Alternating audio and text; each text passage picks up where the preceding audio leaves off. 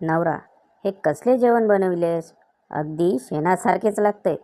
बायको, या माणसाने कशा कशाची चव चाखून बघितली आहे, देव जाणे.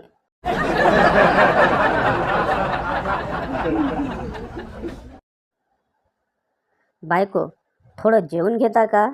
नवरा, थोडी घेऊन जेवता का? असं म्हणाली असती तर आपल्यात भांडणे कमी होतील ना.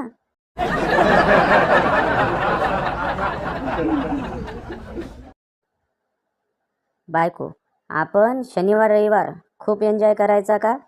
नवरा, खूपच छान कल्पना आहे. ठरलं तर मग आपण सोमवारीच भेटू.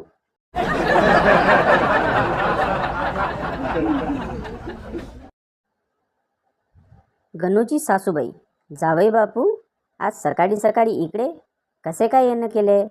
गणू, आज सकाळीच तुमच्या मुलीबरोबर भांडण झाले. ती म्हणाली नरकात जा, म्हणून इथं आलो.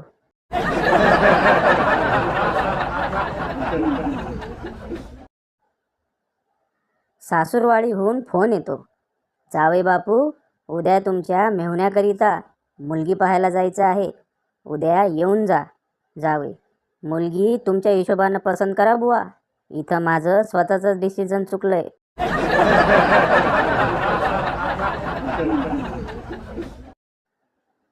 नवरा, मैं रंग शरबतो का? बायको रोमॅन्टिक मूडमध्ये, अय्या मग मी कोण? नवरा, तू गडुळाचं पाणी.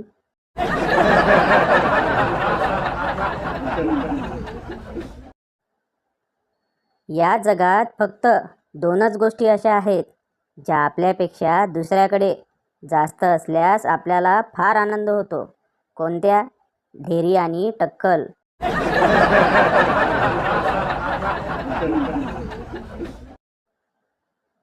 इंटरव्ह्यूअर, कुठून आलात आपण? बंड्या, दरवाज्यातून. इंटरव्ह्यूअर, मग आता त्याच दरवाज्यातून परत जायचं बाळा.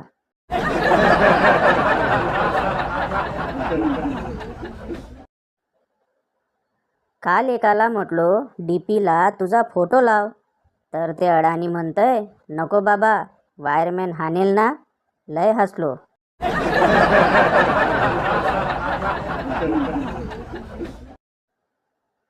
बायको, चहा कसा झाला आहे? नवरा, खूप छान. बायको, पण आपला मुलगा म्हणतो की छान नाही झाला. नवरा, तो अजून लहान आहे.